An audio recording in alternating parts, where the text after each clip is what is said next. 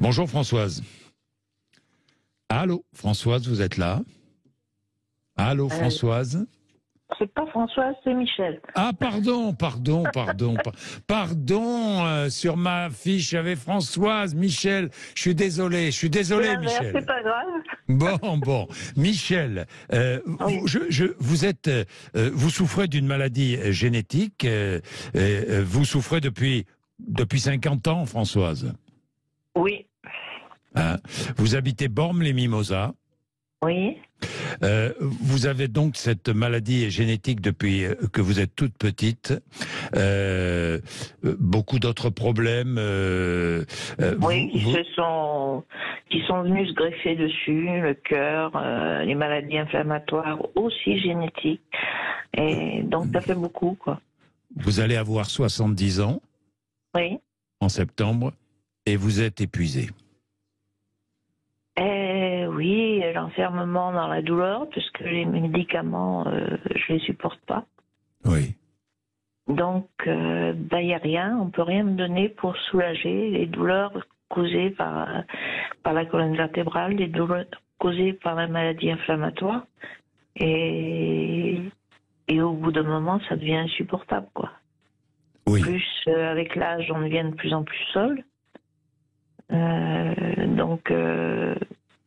Et mes promenades avec le fauteuil roulant se réduisent de plus en plus. Et tout ça, ça fait que oui, il y a longtemps que j'ai réfléchi à tout ça, mais bon, ma décision a été prise il y a longtemps pour mettre fin quand la loi passera, quoi, en fait, puisque j'ai pas les moyens de partir ni en Suisse ni ailleurs. Et il faut quand même avoir de l'argent. Moi, j'ai 850 € de retraite. C'est pas fait pour tout le monde, hein. Vous rêveriez, vous accepteriez d'aller en Belgique, par exemple? Oui, bien sûr. Bien sûr. Mon fils en a parlé pendant longtemps. Il a mis 2 ans pour accepter de signer les papiers de la DMD.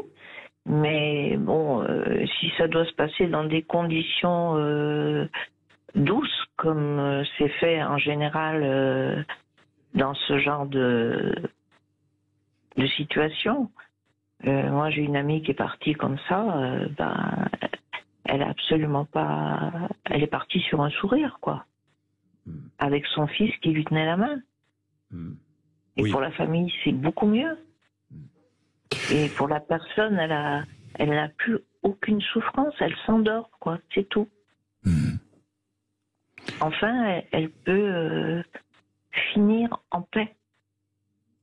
Et c'est un soulagement pour la famille que de devoir, pour quelqu'un, pour un enfant qui voit sa mère partir dans des souffrances atroces. C'est le quotidien de mon fils depuis qu'il est né. Donc, voilà. Je veux dire, c'est pas évident. Abréger vos souffrances, c'est avant tout pour ce fils que vous aimez. C'est pour lui et c'est pour moi. Parce que moi, je vis dans ce corps. Oui. Et vu que ça s'aggrave avec une maladie neurodégénérative, je vois pas l'issue. J'ai arrêté le dessin, j'ai arrêté tout ce que j'étais capable de faire. Je peux plus cuisiner, je peux plus couper des légumes, je ne peux plus rien faire. Toutes mes passions se sont envolées parce que la maladie me les a prises. Donc il n'y a pas moyen d'échapper à la douleur. Je suis seule face à cette douleur. Dans une unité on prend en charge cette douleur, mais oui, j'y suis allée. Pour moi, ils n'ont rien fait. Hein. Ça n'a pas été possible. J'ai rejeté tous les médicaments.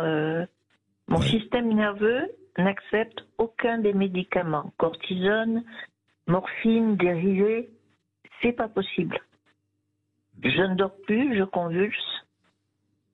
Et donc, ils sont obligés de tout arrêter.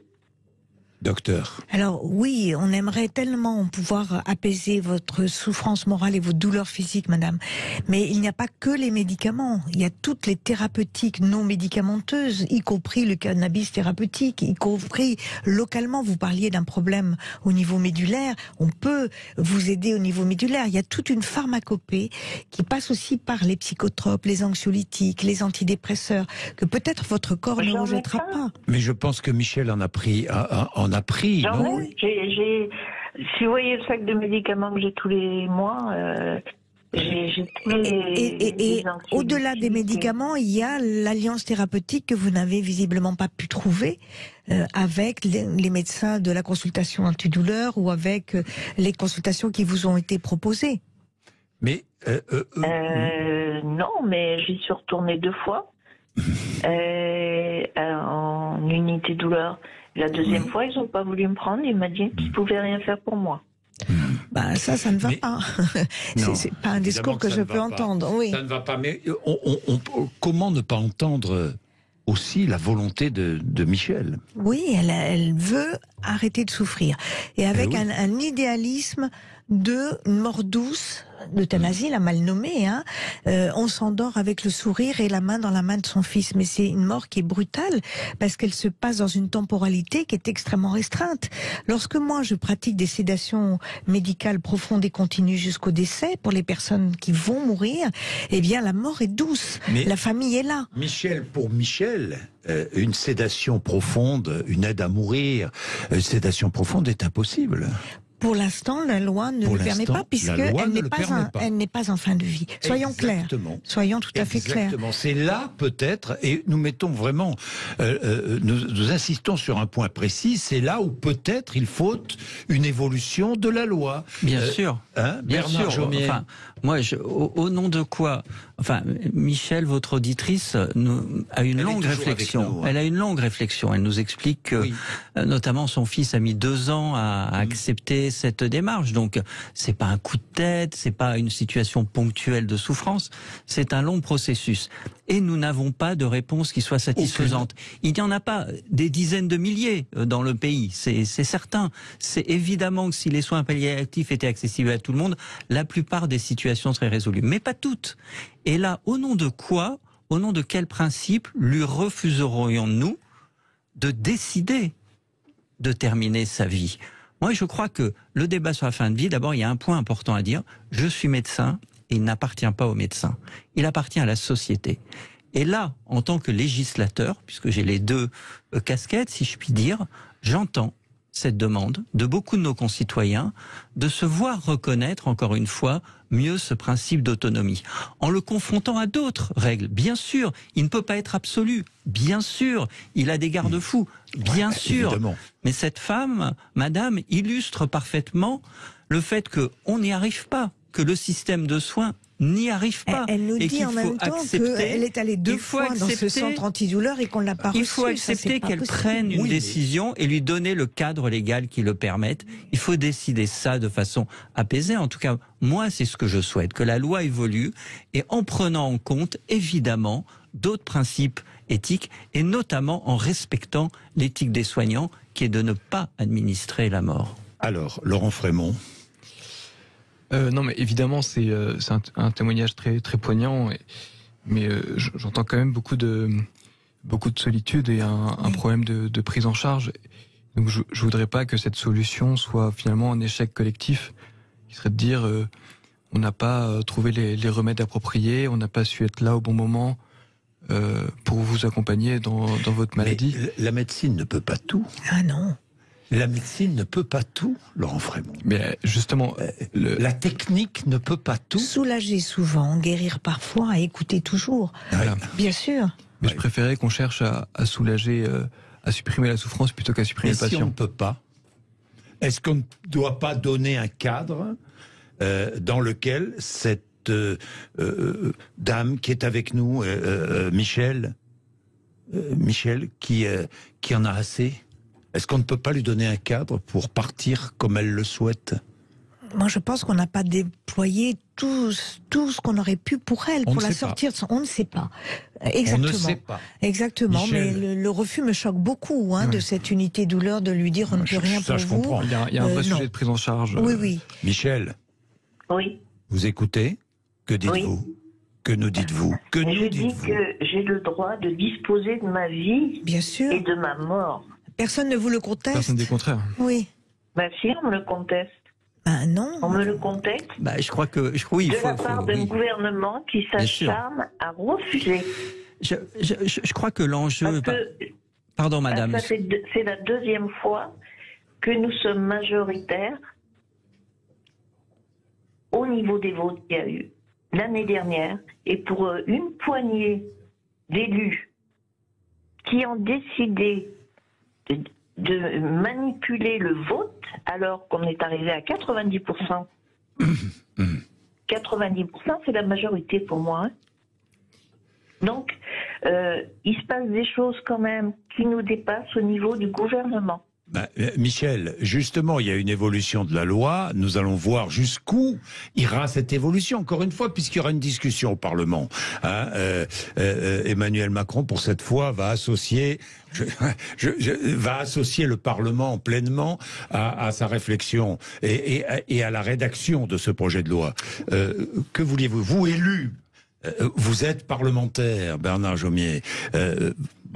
Michel dit la loi ne me donne pas la possibilité de mettre fin à mes jours. Oui, et moi je. Si. Non, la loi ne lui donne pas la possibilité. Depuis 1791, le suicide n'est pas illégal. Voilà. Oui, mais ça, c'est laisser la personne se débrouiller toute seule, et ça n'est pas un cadre collectif et juridique qui est satisfaisant. Il faut que la loi évolue. L'enjeu, c'est que la loi évolue pour permettre à quelqu'un comme Michel, votre auditrice, madame, qui a un long parcours de souffrance, qui est dans une impasse, de pouvoir bénéficier de ce droit. Et moi, je vais travailler à ça, sans que la loi ne serve de substitut au défaut de prise en charge en soins palliatifs. C'est-à-dire que, soyons clairs, pour parler clairement, sur 100 situations de fin de vie qui actuellement posent problème, parce que la plupart ne posent pas de problème, il faut le rappeler. Mais sur 100 qui posent problème, par un déploiement général et idéal des soins palliatifs, on résoudrait 90 de ces 100 situations. Oui, c'est certain. Mais il n'empêche qu'il en resterait une dizaine qui, elles, ne seraient pas résolues. Et pour ces personnes, il faut faire évoluer la loi, il faut faire mieux reconnaître ce principe d'autonomie et donner à ces personnes le droit. Alors moi, ma position personnelle, puisque vous m'avez interpellé, au terme un peu, enfin on arrive on a beaucoup discuté, c'est plutôt d'accepter le suicide assisté. Et par contre, je ne souhaite pas que le métier de soignant voit violer un de ces principes fondamentaux qui est de ne pas donner la mort, et donc je ne suis pas favorable à la généralisation de l'euthanasie. Bien, on va... merci beaucoup pour votre témoignage, Michel. Il est 11h44. Je vais prendre quand même, parce que je voudrais entendre Marie-Emmanuelle qui travaille. Mais vous vouliez ajouter juste avant un peu de pub. C'est un point fondamental, ce que disait monsieur le sénateur. La porte, elle est soit ouverte, soit fermée. Et on a fait le choix, collectivement, comme la majorité des pays, notamment le Royaume-Uni, qui a beaucoup développé les soins palliatifs, on a fait le choix collectivement d'un pacte de non-abandon qui est de dire on va essayer de vous accompagner jusqu'au bout. Pourquoi on essaierait pas? Donc on ferme la porte. Non, si vous voulez, mais en tout cas c'est binaire. À partir du moment où la porte est ouverte, eh bien là, pour le coup, je pense pas qu'on puisse rester dans un cadre aussi restrictif, aussi encadré, parce qu'on trouvera toujours des situations individuelles. Il y aura toujours quelques dizaines de cas qui nécessiteront un élargissement de la loi.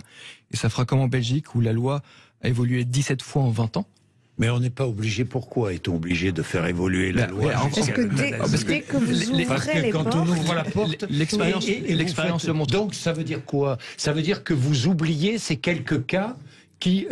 vous oubliez, c'est-à-dire que vous les laissez dans quelle situation?